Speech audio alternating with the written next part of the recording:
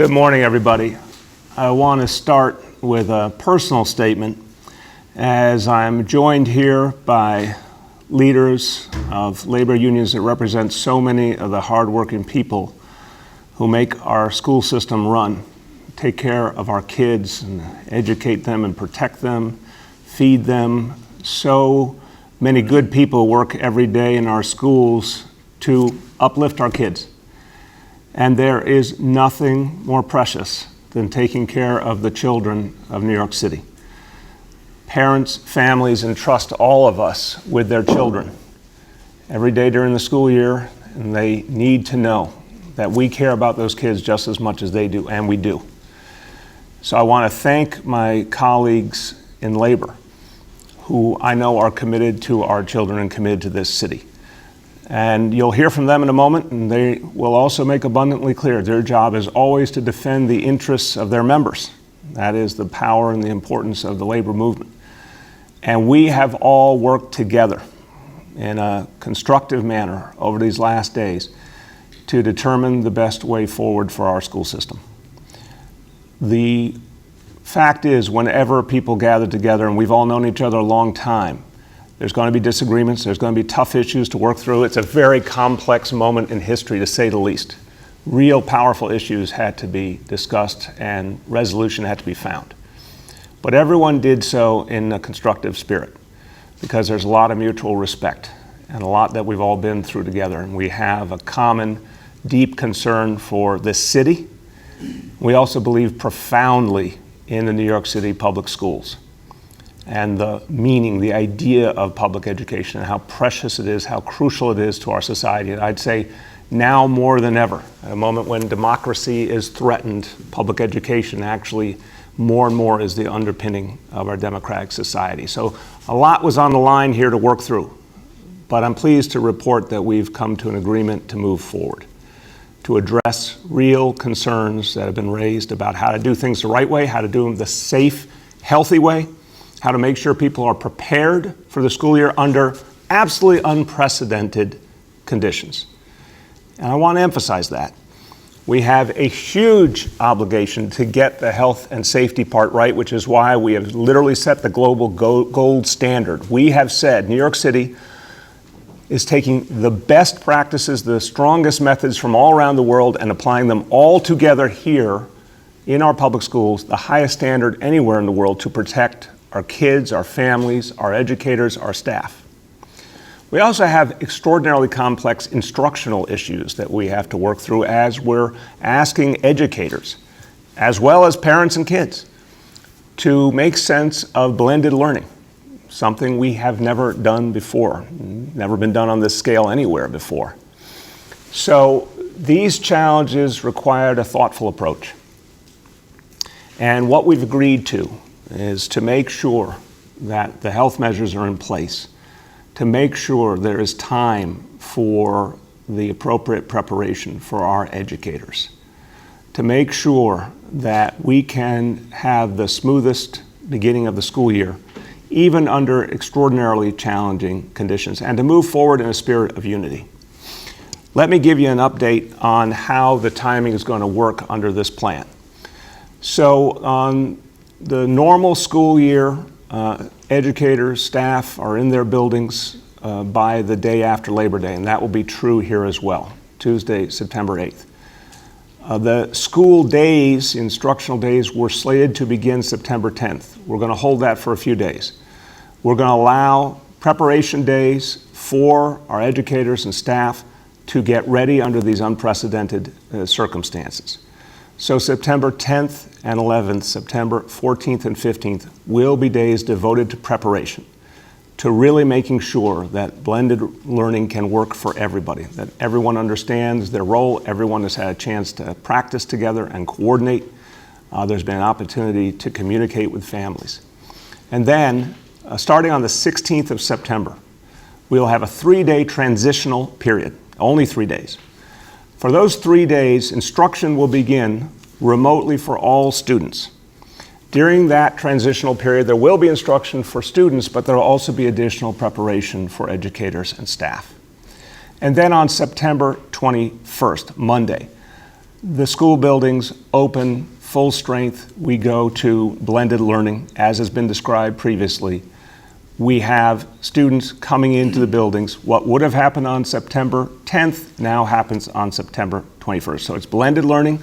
Some kids in school one day, other kids in school another day.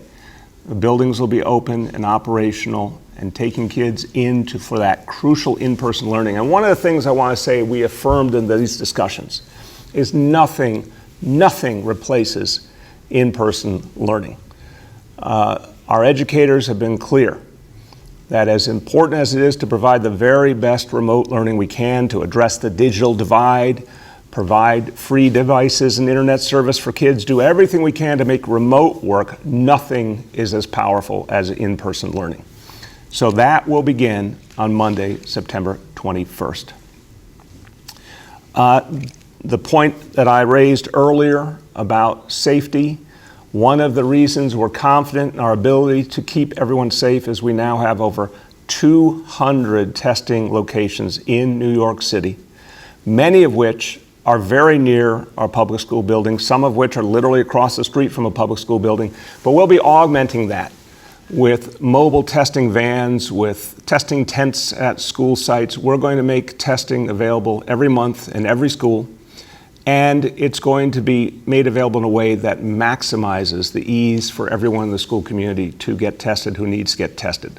We'll be doing a monthly medical monitoring process that's been worked through by our health leadership, Dr. Jay Varma and Dr. Dave Choksi, along with medical leadership representing the United Federation of Teachers. And they've agreed on a plan that will make sure that testing happens on an ongoing basis. But I want to emphasize, in a way that is convenient and easy and straightforward for everyone in the school community, and of course is free. So that on top of everything else that we've laid in place, ample supply of face masks and PPE, constant cleaning of our schools, including electrostatic cleaning, social distancing throughout the school day, pods, so small number of students and staff stay together, a host of measures to keep everyone safe. Again, the strongest standard in the world. Before I turn to the Chancellor, I will simply say this, that everyone here, and you'll hear from each of us, everyone here is committed to children and committed to working families. And we know that families have gone through so much. Over 1 million families lost their livelihood just in the last 6 months. So many people are hurting in this town. So many people are hoping to get back to work. So many single parent households where the ability to send a child to school is crucial. Everyone knows kids have been through so much trauma that can only be addressed with consistent help from highly dedicated, highly trained adults, our educators, our mental health experts, everyone who's going to be there for our kids. And that includes all the other folks who work in the school community. Never forget that whether it's a school safety agent, a custodial engineer, a school crossing guard, everyone cares about the kids and works together with our educators to provide that warmth and support for our kids. That's all going to be happening again on Monday, September 21st. So with that, I want to again thank all my colleagues for coming to this agreement so we can move forward together. And it's my pleasure now to turn to the man who's been leading this extraordinary effort to bring back the New York City public schools after this crisis, our Chancellor, Richard Carranza. Thank you, Mr. Mayor. I want to add my voice in thanking the leaders of our unions, our labor partners, for never walking away from the tough issues that we've been grappling with. So I want to thank them for staying engaged and working through all of these difficult issues. For 6 months now, we've been charting a path for public education, and we've been working night and day with our labor partners to make sure that our school leaders, our educators, our nurses, custodians, food service workers, school safety agents, everyone that is in a school building is ready for the new school year. Sometimes that means taking a few extra days to prepare, which is what we're announcing here today.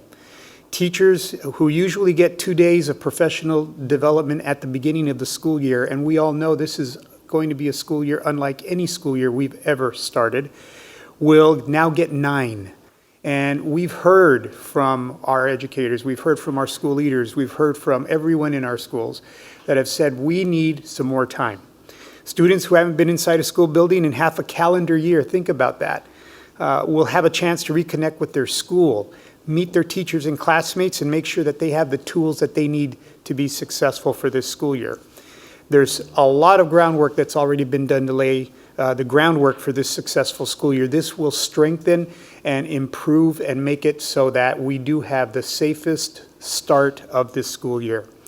What we'll do in the next couple of weeks is build on the success that's already been put in place and adapt where necessary.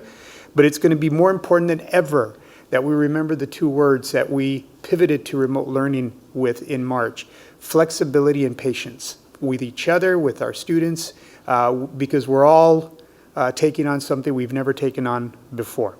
So we know this school year is going to be unlike any other school year we've ever had. And we're excited about tackling these hard issues, but doing it in a way that keeps our students, our staff, and everyone associated with our schools healthy and safe. Mr. Mayor, if I could, I'd like to say a few words in Spanish. Estamos aquí con todos los líderes de nuestros sindicatos, nuestros compañeros que han estado trabajando con nosotros para abrir el año escolar. Lo que estamos anunciando hoy es de que el día 21 de septiembre será el primer día de clases en persona del modelo Blended Learning, y que empezando el día 16 de septiembre, maestros van a empezar a conectarse con estudiantes, a hacer indagas con los estudiantes. Y sin embargo, nuestros maestros vuelven a las escuelas el día 8, y desde el día 8 ellos tendrán van a tener 9 días para poder prepararnos para el año escolar. Entonces el día 21 es el día clave. Muchísimas gracias a nuestros compañeros, nuestros líderes de los sindicatos aquí en la ciudad de Nueva York. Es un honor estar trabajando con ellos para asegurar que nuestras escuelas y el año escolar empiece de una manera con mucho éxito. Thank you so much, Chancellor. And now I want to turn to the labor leaders who represent the people who do the work every day to educate and protect our kids. And I'll start with the president of the United Federation of Teachers. And I want to just say at the outset, again, Michael Mulgrew and I have known each other a long time. We've been through many conversations in the last days, but even more importantly, over years and years. And it's very true. He is a strong voice for the people he represents. He's also someone, I remind people always this, who taught in a classroom, who feels how importantly the work of public education affects children and families. So he understands what it means for this whole city. And I want to thank you, Michael, for it's been tough discussions, but very productive discussions throughout. I want to thank you.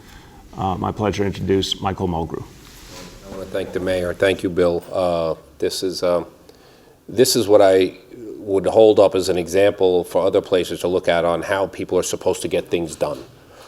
They're not easy, but I sit here today talking to the parents, to all of my members, the teachers, the guidance counselors, the paraprofessionals, all the therapists, and I can say to you now, because we have our independent medical experts have stamped this plan, and we now can say that New York City's public school system has the most aggressive policies and greatest safeguards of any school system in the United States of America.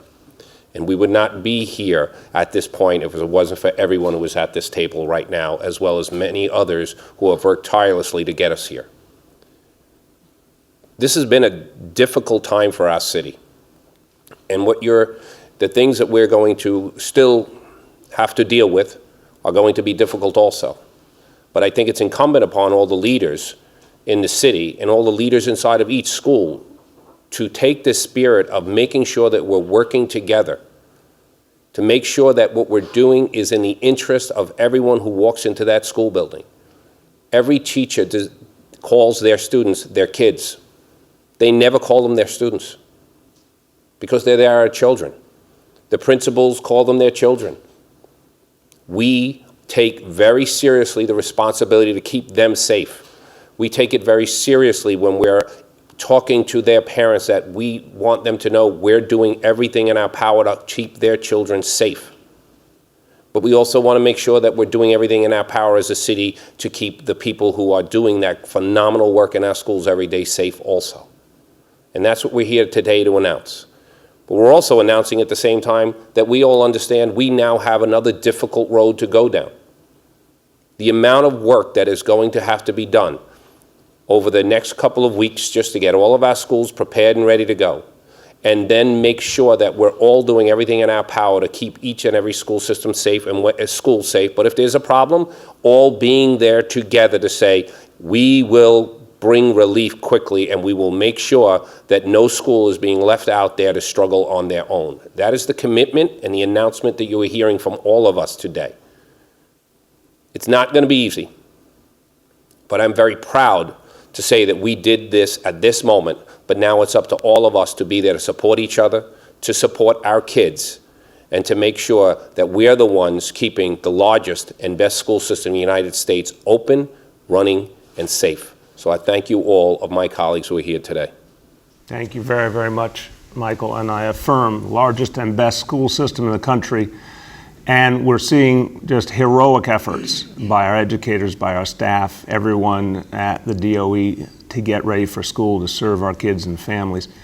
And our administrators are being asked to create whole new approaches, and they're showing tremendous capacity, tremendous leadership as they do that. And I want to thank everyone who provides that leadership at our school level. And here, on behalf of all our administrators, the president of the CSA, Mark Cannizzaro. Thank you, Mr. Mayor, and thank you, Chancellor, and Michael and Henry for your partnership. This certainly has been a team effort, a total effort, and there's been some real difficult and challenging conversations at time, but we're here where we need to be at this point, and that's really what's critical. We talked about safety, and we've been talking about safety issues for many days. Are so busy with students in and out, and our children in and out of the buildings, and with so much to care for, there's always a need for more time in order to plan things effectively and appropriately. And although the task before us remains monumental, and time will not be a luxury right now, at least there is the time to start to think about things and reflect and make sure that we're able to provide the program for our students that we need, and we're able to do it in a safe and conducive environment. And I'm just proud that we are here at this moment, and we're going to continue to work together. And I just have to echo what Michael said. There are going to be schools that need some additional help and need some support, and we're going to be there to support them to make sure that we're all able to open successfully and provide a program that our parents and students and staff members are all proud of and want to return to and feel that it is in everyone's best interest. So come November, when it's time to opt back in, we're going to have many parents looking to get into this school system who have previously chosen remote. So thank you all so much, and I look forward to the hard work that's ahead. Thank you very, very much, Mark.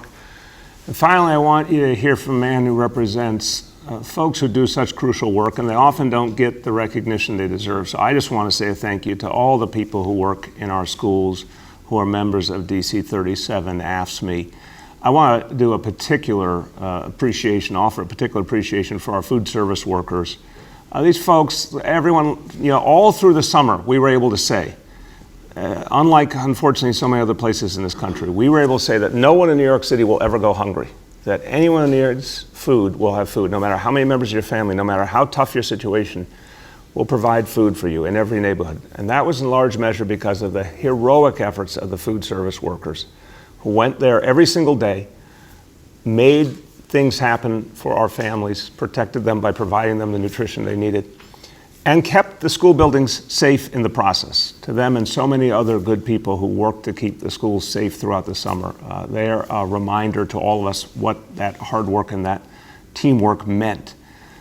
I also want to say, as I introduce Henry Garrido, that his union plays such a crucial role in the city in so many ways, far beyond just the school system, but also his members depend on the school system for their kids.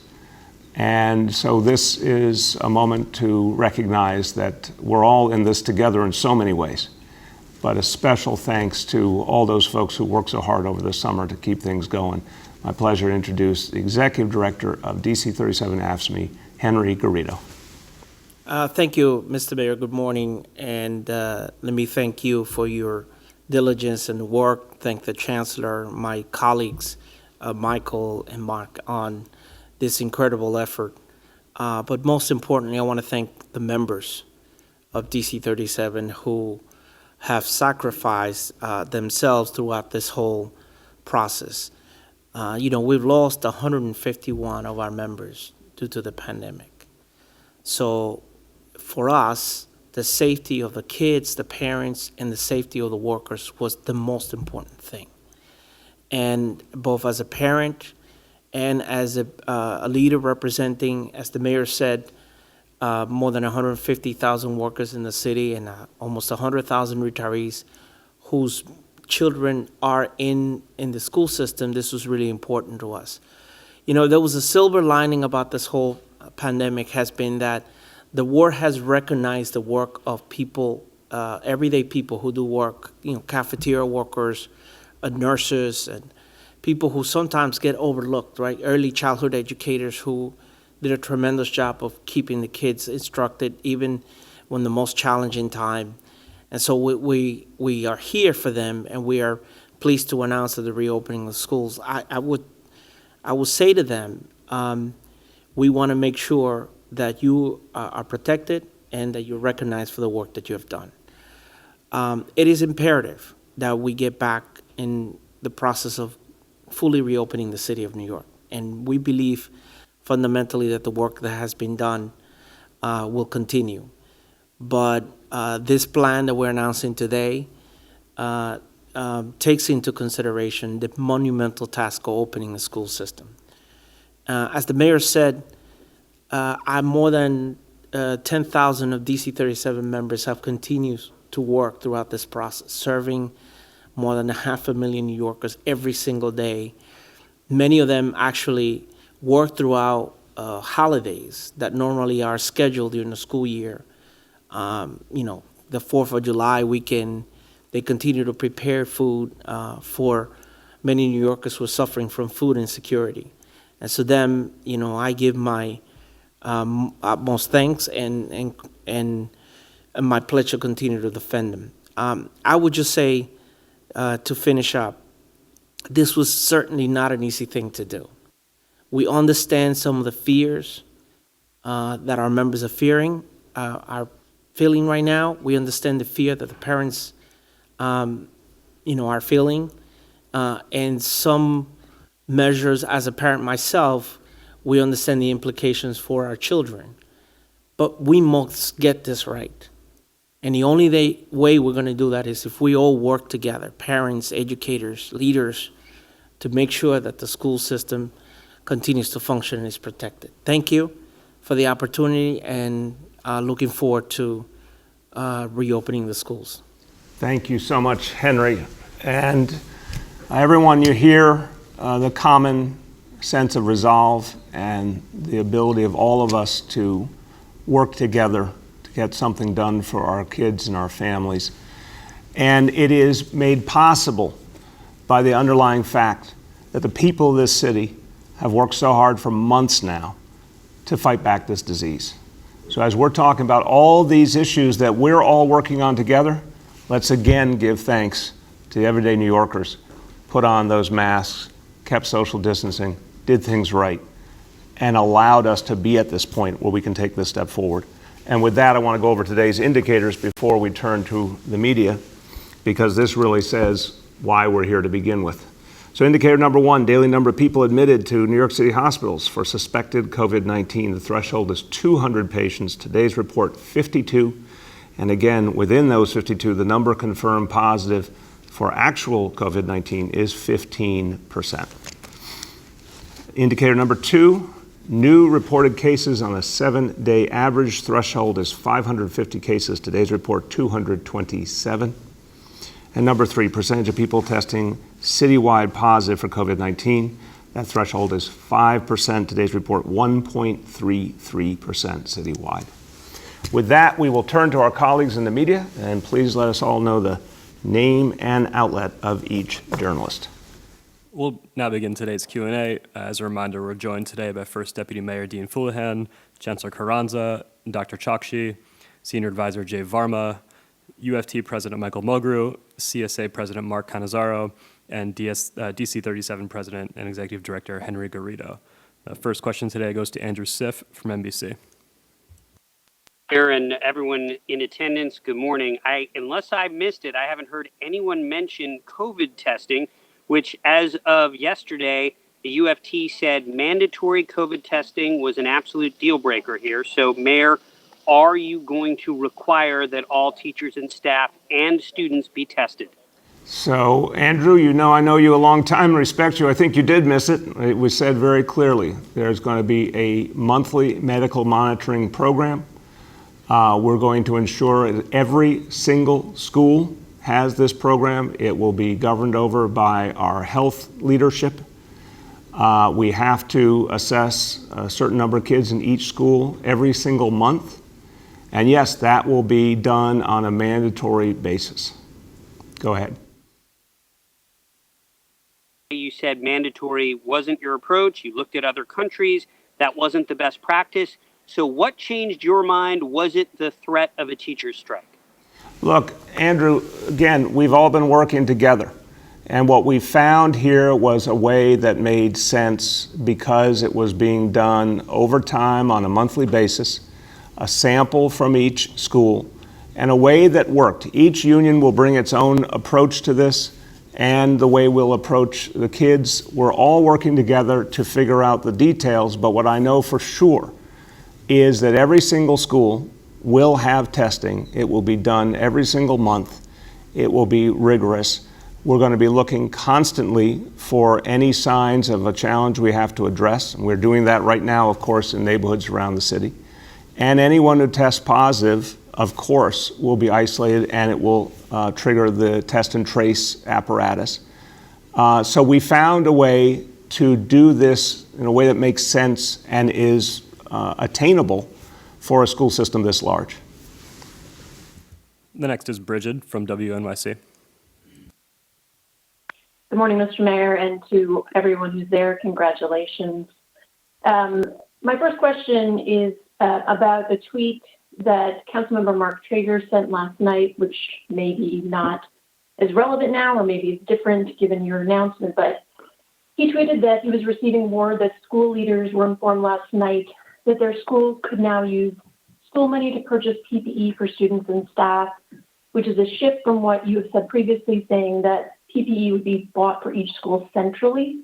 So I'm wondering, can you explain what guidance schools are being given and if it's changed? I'll start and turn to the Chancellor. Look, we've said from the beginning that we're going to make sure every school has what they need. And, the list I gave you earlier, the extent of the cleaning, the extent of the PPE that's already been provided, this is unprecedented, obviously. And the Chancellor and I have been out in schools showing you and your colleagues exactly what's already been put in place and will be continued. So, Chancellor, you want to speak to that? Yes, so thank you. Let me be very clear. We do not do policy by Twitter. And let's just be very clear about what we've said to schools. We will provide schools every day with a 30-day supply of all the PPE they need. Masks, both for adults and for children, for disinfectant.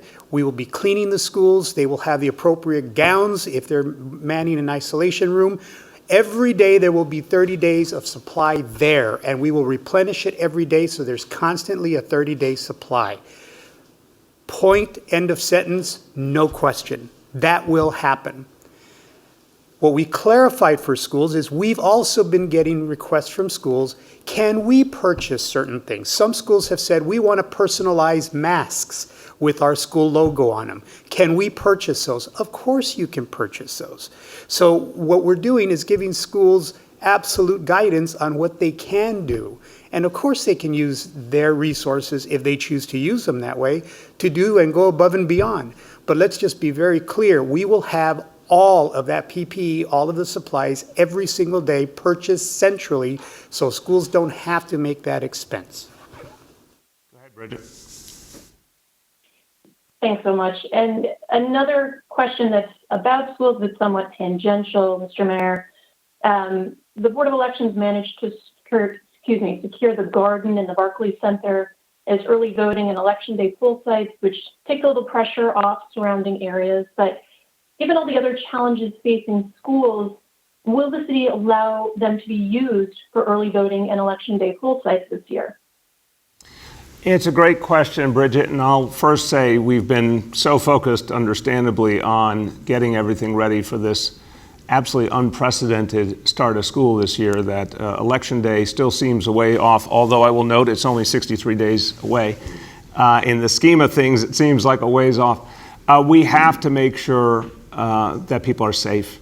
We have to make sure that our schools can function now. Granted, our schools are going to have a lot fewer kids in them than is normally the case, so that does affect the equation. But I'll turn to Richard because I want to hear the latest from him on the discussions in terms of Election Day and the Board of Elections. So as we continue to engage with the Board of Elections, listen, I was a government teacher. I believe in democracy, but I also believe that kids should be in school in the safest possible environment, especially during a pandemic. So we continue to engage with the Board of Elections in finding alternate locations to be used as voting locations. We'll have more to say about that. But I think as I've had conversations with many of the gentlemen at this table, we all agree that we should be limiting the amount of human beings entering school buildings to the absolute minimum necessary to carry out our mission. And our mission is to educate kids. The next is Shant from the Daily News. Yeah, good morning, everyone. I still don't quite get how the COVID testing will work. So if you could share some more detail on that, I'd appreciate it. I guess the main question is, who exactly will be tested? Like, is that, if someone shows symptoms, do they get a test every month? Is there another way to select everyone who will get tested? Because I gather every 1 month, it won't be everyone at one specific school getting tested, but maybe only some of those people. Could you just provide some detail on that? Sure, Shant. I'll start with saying, we're going to go over the broad strokes today. More information will be put out in the course of today and the next few days.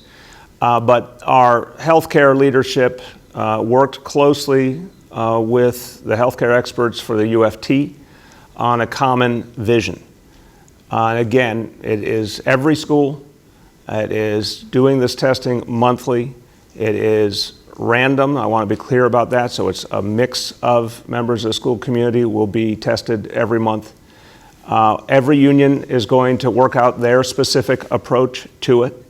But let's have Dr. Varma and Dr. Choksi just give very top lines on how this medical monitoring will be carried out.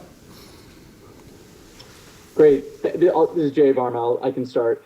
I think the first most important thing is to remember that any child who is sick, first of all, should not be attending school. And any child who's sick and has COVID symptoms should be taken to get COVID testing. So the program, the medical monitoring program that you're hearing about today is really focused on the people who are physically present in the school, and so therefore not people with symptoms. And the purpose of this is to really give us really good insight into how many people may be infected at any one time who don't have symptoms, because we know that's one of the challenges of this disease. And so we are going to be working very closely with students, with parents, with all the teachers and the staff to develop a robust approach to developing a random sample of each school. And they will then have specimens collected in the school and then testing performed to give us results immediately that we can act on. Great. Dr. Choksi, you want to add anything? That's exactly right. The one small thing that I will add is beyond the medical monitoring program, we want to continue to emphasize that testing remains available for all students and all staff free of charge. Right. And I'll say before we go back to Shant, I am reminding all parents, I'm reminding them also for their kids, over 200 locations right now in New York City where you can get a test for free. And this is something we're saying to all New Yorkers, especially today. It's Get Tested Tuesday. If you haven't been tested or you haven't been tested in a long time, it's a good thing to do. It's simple, it's fast, it's easy. Urging all people to do that. And parents, as we get closer to that day, when kids will walk through the door of the school building, we urge them to make sure every child is tested. Please, go ahead. The doctors were very clear with us. They said the most important thing that we are going to do is is making sure that we're following the rules of social distancing, that PPE is being followed, that the cleaning is being followed, and ventilation is in place. But they said that it was necessary, they felt, because of the size of our school system, that we have a medical monitoring program. How it is done is the doctors are giving us the criteria in terms of the randomness of it, but it's basically a monthly program. What we're trying to do is not wait to see symptoms in a school. We want to see if there's a possibility. What you do with a medical monitoring program is that you're checking everyone at all times, and if God forbid there is any sort of a problem, we can deal with it quickly so that we don't have a bigger problem. And that is the whole idea behind it. We have seen this work. And it's important to note also that when in areas, as the city's been very successful already, if a school is inside of a zip code that has an uptick, what they did in Sunset Park with the flood the zone, the schools will now be under the same scenarios, that if they're inside of a zip code but there is no evidence of COVID in the school will also have an increase in testing of everyone at the school building itself. So it's clear I just want everyone to understand what we're doing is saying, all the things that are most important, the PPE, the social distancing, the cleaning, the ventilation, we have that. But we're going even a step further by saying we're going to monitor everything, because we're going to make sure that if there's any signs that there could be a problem, that we're in there as quick as possible and stopping it very quickly, because that's what we owe each and all of our school communities. Go ahead, Sean. Yeah, thanks for that. So I guess one more thing on the testing. Is there like a percentage of students and staff at each school that will have to be tested every month so that, it's a good random sample? And yeah, I guess other than that, one last thing, just, this extra preparation time of the 10th through the 15th, as well as the transitional period starting on the 16th. Can you say what exactly will happen then that otherwise would not have been happening had schools opened on the 10th? Thanks. Sean, those are really different questions, respectfully. So we're going to stick to our ground rules. I'm taking your first question. I'm sure we'll be talking more about the transition time and the preparation time in the course of other Q&A. Your first question on the percentages in each school, Dr. Varma or Dr. Choksi, you want to go over that? Sure, this is Jay. I can start. So what we have worked out is that the size of the sample will vary depending upon the population of the school. So we're going to be assigning a percentages somewhere between 10 and 20% to be sampled, again, dependent upon the size of the school. Thank you. Go ahead. The next is Jen Peltz from the AP. Can you hear me? Go ahead, Jen. Can you hear us? Yes, can you hear me? Yep. Yes. Well, we heard you for a moment. Jen, City Hall calling Jen. Can you hear us? We can move on from Jen. We'll get back to her. Back to Jen. Go ahead. The next is Katie Honan from the Wall Street Journal. Hi, good morning, everyone. I wanted to ask a question about busing. I know it had been reported that the city had not signed any contracts with yellow school buses, and there were concerns I heard from teachers and parents, given, the different challenges, different remote schooling. 1 week a student is in school twice a week, 1 week they're for 1 day a week, and particularly with students who have special needs and very specific needs.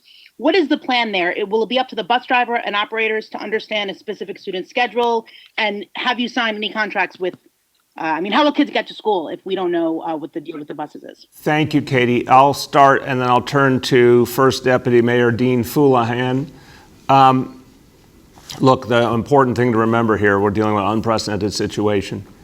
And obviously a substantial number of kids will be all remote, so that changes the reality of busing. Plus, the buses are going to have to be different internally for social distancing, so we have a lot of moving parts here. But we have to do our best to serve every child, every family, and that starts with kids with special needs, unquestionably. We're working with all the companies to get ready, as is true in the lead up to every year. And we're going to have to, make adjustments as we go along to get it right. I'm sure of that. But there's been a lot of preparation to get ready to do everything we can do for families. So, Dean, you want to give a couple answers there? Yes, I mean, just to amplify what you said, we're working with all the bus companies. They are participating now. We're going through inspections. We're happy to give updates on that, and they have their routes, and we're preparing for this for the blended operation, and we think we'll be fine on that. On contracts, we're finalizing final terms and conditions, but all the bus companies are participating and working to get ready. Go ahead, Richard. I'll also add that we are absolutely in our planning prioritizing students with individual education plans. So our special education students are obviously a priority for us. We've prioritized those routes for those students as well. So there is a priority that we're working through as well. Thank you. Okay. And Go ahead, Dean. Go ahead. one last thing, if I may, as is the theme of everything we're talking about here, we're also completely health and safety will be the primary piece of what happens on buses. So PPEs, cleaning, all the protocols, face masks, all that is part of it. Thank you. Go ahead, Katie. Hi, my second question is about, I guess, a concern from principals over the different staff accommodations and the number of staff required in schools. I know that students who choose one, let's say they choose all remote, they can opt back in November, but the staff accommodations are through the end of this calendar year, calendar year. Sorry, I'm getting my years mixed up. So how will that work? You know, if suddenly it works out great and parents want to opt their children in November for full in-person learning, but you still have some teachers who have health accommodations through December 31st. How does that look? What's the plan there? Yeah, appreciate it, Katie. I'll start. I'll turn to Richard and turn to Mark. Look, you're raising a really important point, Katie, that this could go any number of ways. And I certainly can say as a parent, I think you're going to see kids, given our confidence that we all will work together to make things effective and safe, healthy. I think you will see kids that later on say, hey, I'm ready to go back. Parents are going to be ready to go back. We do have to be planning ahead for that. I think we also are dealing with all of the unknowns out there in the world, including a good unknown, when will there be a vaccine? And when there is a vaccine and everyone is vaccinated, then you're talking about going back on the normal schedule. So there's a lot of moving parts here. What's crucial is making sure that we have the staff necessary for each school, starting with the DOE employees who were last year not in classrooms, but are classroom able. You know, they're trained and ready and they can go into a classroom. We obviously have a lot of substitute teachers we can draw on and others beyond that. So continuing to build out that pool, but we would certainly have time when you look ahead to that November date. Go ahead, Richard. Thanks, Mr. Mayor. Then I'm going to ask somebody who's actually programmed schools in New York City to weigh in as well. So this is also one of those least best options that we have, because the best option is obviously everybody's back in school and we're off and running. But with changing circumstances like Katie just mentioned, you just mentioned this, students are remote, they decide they want to be in blended, that has a staffing implication, but it also has a programming implication. It also has a geographic, where do you locate that classroom implication as well. So what we're doing as we speak, and listen, no one's going to disagree that one of the hardest jobs right now in America is to be a principal of a school, because you're juggling so many different contingencies, from not only the academics to the curriculum to the planning of when kids arrive and how do they walk into the building, how do they go through the building, and then also understanding that I just need more teachers if I'm going to have more children that choose a blended learning model. So our goal is to be as flexible as possible, and it starts with what the mayor has talked about. We've identified everybody with an underlying pedagogical degree that's licensed to teach in the state of New York. And I've been very clear with folks from the beginning of this conversation about in-person learning that, you know, what you did last year, you may not be doing this year, because all hands are on deck in terms of instruction for our students. We're all educators. That's why we became educators, because we love teaching children. So I think as things start to become a little bit more solid in terms of those numbers and we get closer to that in blended learning, we're going to be ready. And if we have to move some folks around, we're going to move some folks around. But it's also why it's so critically important that my colleagues that are joining us here at the table are at the table, because that's how we solve a lot of these issues that could be very thorny. Mark? Thank you, Katie. That's a great question, and that, this challenge of staffing appropriately has been one of the things on our mind for quite some time, and it will continue to be.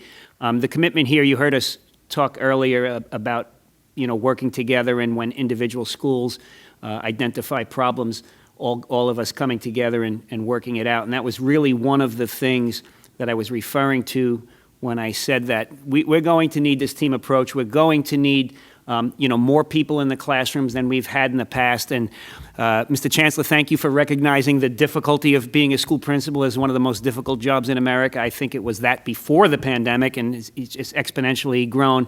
But together with our teachers and our support personnel, we're going to identify the needs that we have, and then we're going to bring them up to the Chancellor and the Mayor's team, and we're going to expect, and we know that they've made the commitment to get us the folks that we need. So although we know this is going to be tenuous and difficult, we're confident that we will have what we need in order to have appropriate teachers in front of children on a daily basis. Please. Yeah, we have a staffing challenge, and you've heard the commitment from all of us here. The story of the public school systems across the entire United States and what the federal government has done will go down as one of the biggest national disgraces as far as I am concerned. Every school system, my work as an AFT vice president, every school system across this country is facing these challenges. And the federal government completely failed to act. Yet everyone at the federal level had no qualms about standing up at press conferences and saying how important it was for the schools to open. Shame on them all.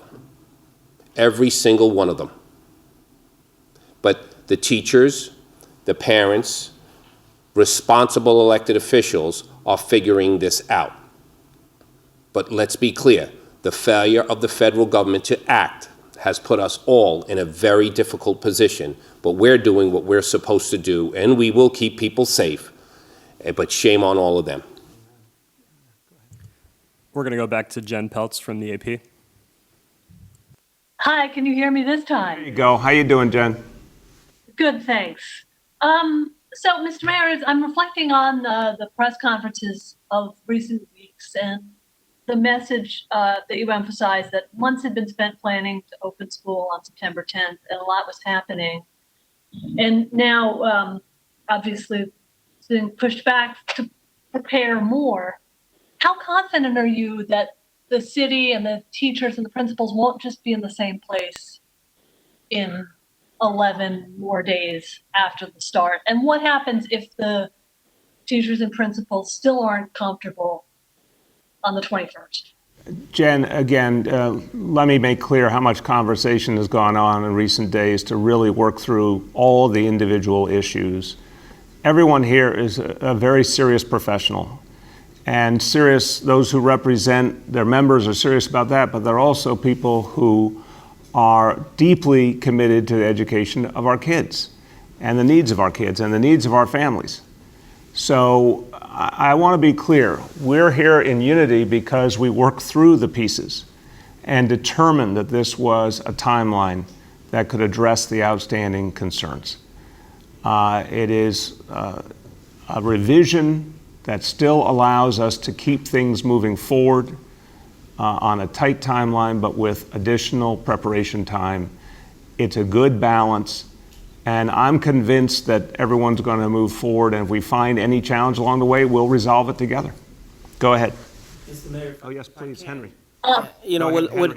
Sorry, Jen, with all the respect to the teachers and principals, I want to also emphasize the important role that school nurses are going to play in this, and also parent coordinators, who will probably be the first call the parents will be making to if they have questions about this. And so this plan requires all of us together to put our best effort forward, not only principals and teachers, but everybody in the school community.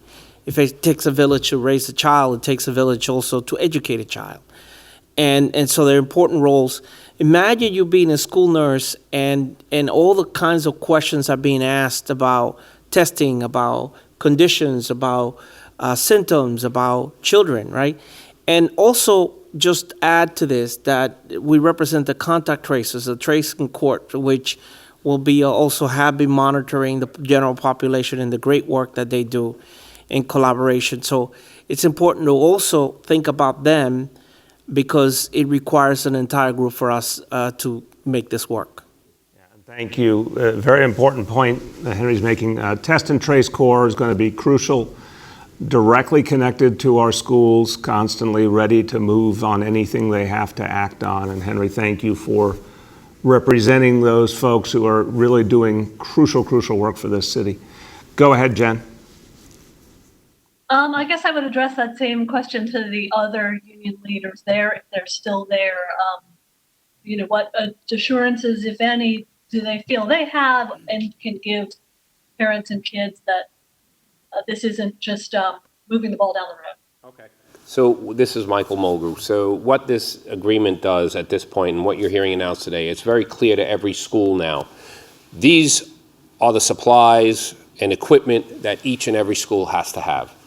It's an agreed upon list. We can walk into any school and check to see if it's there. If it's not there, we can get that taken care of immediately.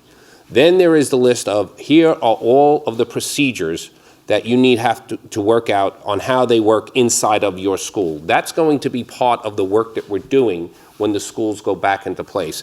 We could say that you need to do social distancing, right, but how many entrances are you using for your school? Which way are you moving children in and out? When is bathroom time? All of these things have to be worked out at an individual school level. But there is a definitive list of what those things are. And then you have the testing components, which will get out to people. On top of that, we have an instructional plan. Majority of our instruction is still going to be remote, and we are all, which we haven't really spoken about, we're all making sure that we were proud of what happened between March and June, but we want it better. And we know we can do it better because we've learned more than we believe anybody else. We've seen school systems across the country just buy these for-profit educational platforms. They're all collapsing. They're not working. So we have to put all of that into place. But what the schools will now see is definitively what they need to get done. Now, it's our responsibility to help them get there. Certain schools will have greater challenges because of the age of the school and the configurations of the school. But that's why none of us are getting any time off. And we will not get any time off because this is just going to take up constant phone work, getting out to schools, doing different things. The union and the Department of Ed and people from school facilities have been going into all of the schools now for weeks. So all of this now is there for us to move forward. So if there's an individual school that has a problem, which we will have, we'll have to address it. But there's no longer a disagreement about what a school needs to have. And that is the key to what we're saying today. That's exactly right. Go ahead, Mark.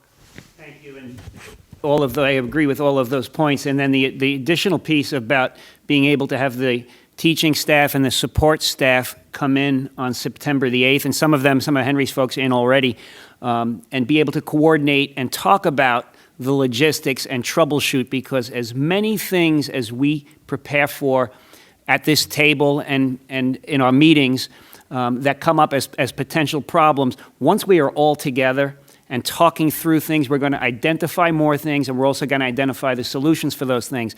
And teachers and principals and assistant principals and all of our educational administrators working together in a building to troubleshoot those things. And then the networks our folks have from building to building where they have discussions about what they're doing and the great ideas that come up. You know, we used to hear the term, the answers are in the room. Well, the answers are in the room, but we need to get the people in the room. So that's what we're doing with this agreement. So in addition to the safety, we're getting the people in the room to work out the logistics. And again, this is not going to be perfect, but it's going to be the best we can possibly put forth, and we'll get better every day. Thank you. Well said. Go ahead. The next is Kala from PICS. Hi there. If you guys can, congratulations, first of all, on this monumental deal. I think a lot of teachers have already texted me on how happy they are and how secure they now feel going back to school. Can you tell me the timeline of how this deal came through and if it was, in fact, earlier this morning? Cal, I'll keep it broad. Look, we've been talking over certainly the last 3-4 days very intensely, and everyone's been in communication with each other. Again, these are long-standing relationships. Even when there's disagreements, there's still a lot of common ground on the bigger goals for this city and for our kids and families. So I'd say the last 3-4 days were particularly crucial. A lot of the details worked through, especially yesterday. Go ahead. And if you can give me an update on where we are in hiring nurses as well as substitute teachers. Sure. I will start, and then the Chancellor and perhaps Dean Fullahan will join in as well. Look, we again want to thank Health and Hospitals, our public health system, for stepping up. They are doing start to finish the hiring process for the nurses, the additional nurses we needed so that we could have a nurse in every public school building. That is moving along on time. Again, they're also covering it as part of their budget, which is deeply appreciated. In terms of additional staff, the folks who work for the DOE, but again, were not in classrooms last year, are being organized to go into classrooms this year. And on top of that, we've always used a lot of substitutes. A lot of those folks will be brought into play now. So, Chancellor, you want to add? Yes, so exactly what you said, Mr. Mayor. I think our deputy mayor may have some more details, but we're moving aggressively. Our goal, obviously, has always been that we would have nurses on the 10th. That continues to be the goal that we've set. So understanding this will be the 21st now for blended learning, I have every confidence that will actually happen. Good. Dean Fullahan, you want to add? And you may be on mute. This is an ongoing theme. I am off. Can you hear me? Yes. Okay. We'll get the specific numbers, but no, we are on track to have the available nurses in every one of our buildings. Great. Thank you. We have time for 2 more for today. The next is Julia Marsh from The Post. Hey, good morning, Mr. Mayor and everyone on the call. Wondering if testing of students requires parental consent and what happens if the parents don't give consent for the students to be tested? Yes, does. If they're under 18, obviously, does involve parental consent. From what we've seen so far, we think we're going to get a very strong positive response. When parents hear, and this is something we all talked about, the importance of the testing being in or near the school building, the importance of parents understanding it's a self-swab test, it's the Q-tip, not the long apparatus that goes farther up your nose. I did that one, I don't want to do it again. I like the Q-tip, I think parents will feel much more comfortable with that. It's free, but we'll go about the process of getting those consent forms with the school team, the parent coordinators, everyone will work together on that. And I think we will, if anyone has concerns, we'll literally sit down, have our team sit down, talk it through with them, get them the answers. And I think parents will feel good about that. Go ahead. Okay, and could you just answer the last part of my question about what happens if they don't give consent? So, Julia, look, it's a conceivable reality. I don't think we're going to have that happen, is the honest truth, because this is a monthly sample, there's time to reach each child. Not everyone needs to be ready to be sampled on the first round. I think there'll be parents, if they have a concern, a real conversation with them. If they need to talk to a doctor, if they need to talk to someone in their native language, we'll make that happen. So again, I'm going to work from the position that we will get it done. If we really have a parent who's recalcitrant, we're going to have to decide in that case what to do, and that may end up being a situation where the child is not in school, but I don't think we're going to see that. The last question for today goes to Emma Fitzsimmons from the New York Times. Hi, good morning, Mayor. I wanted to ask, what do you say to parents who had planned their lives around September 10th and who are now scrambling to make new plans? Why wait until this close, until the first day of school?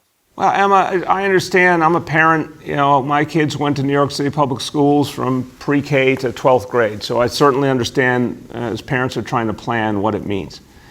First of all, I'm going to state the obvious. For the hundreds of thousands of kids who are going to go all remote, this doesn't change anything.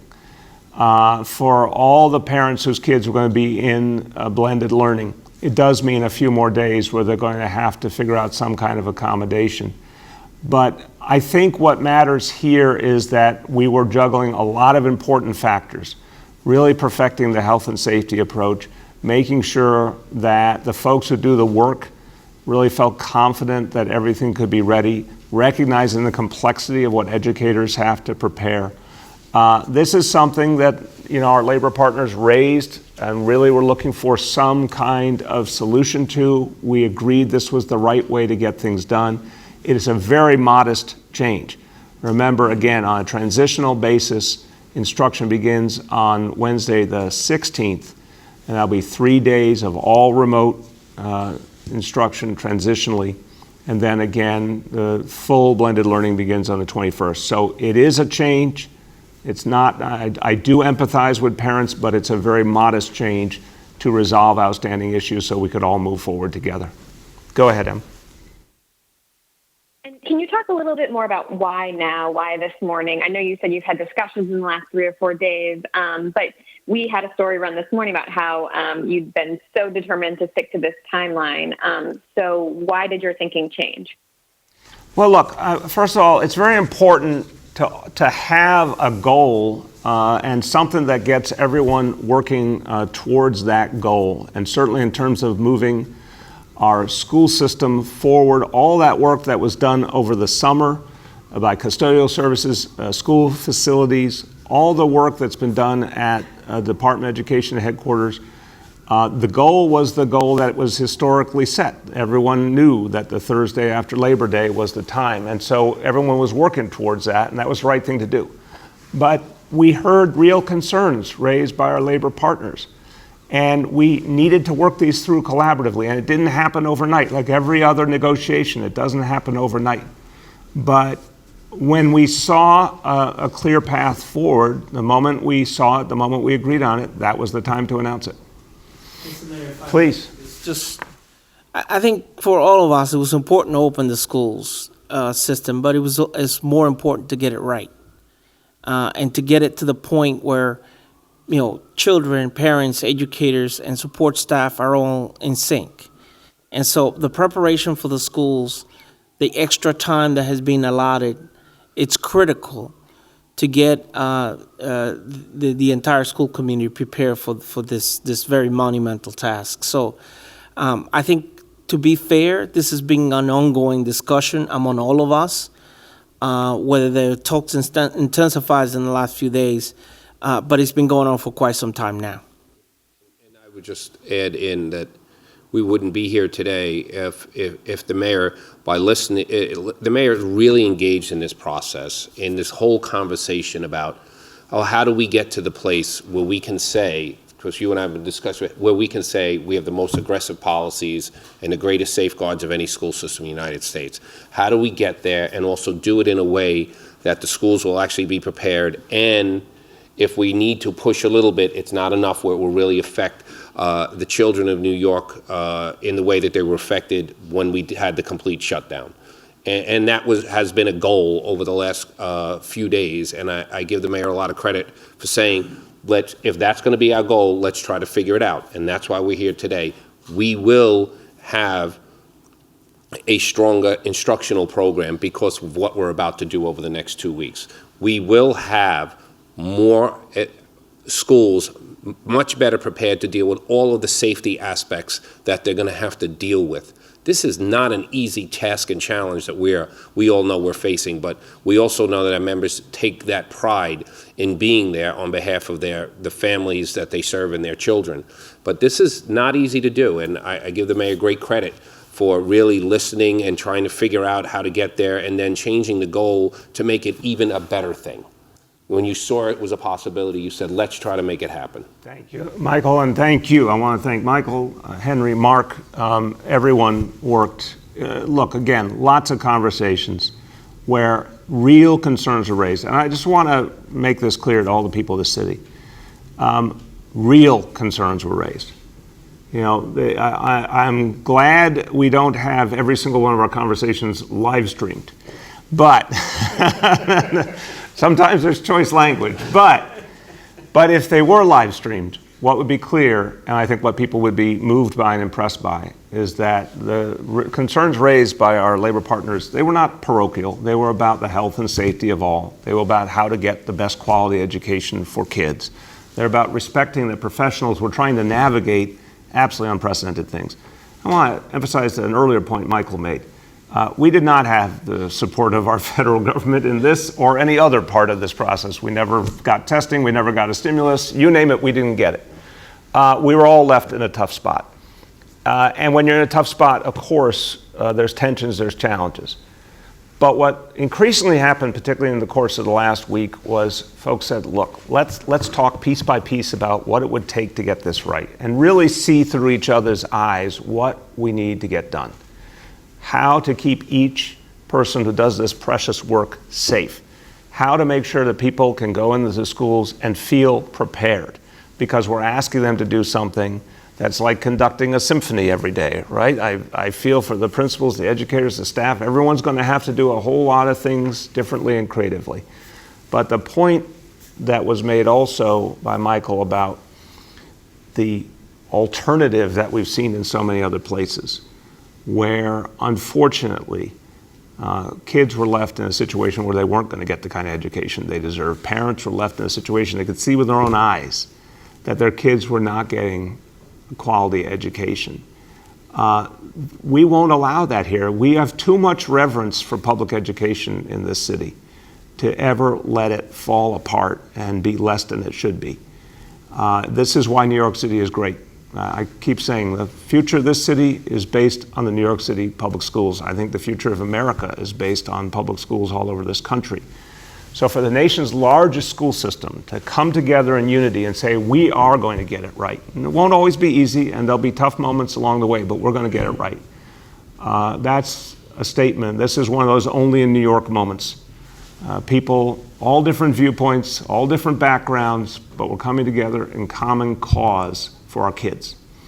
And again, I'll close with the point that I try to make every day because it's worth saying every day. The reason we can make this announcement today is because of the people in New York City who every day have been fighting back this disease.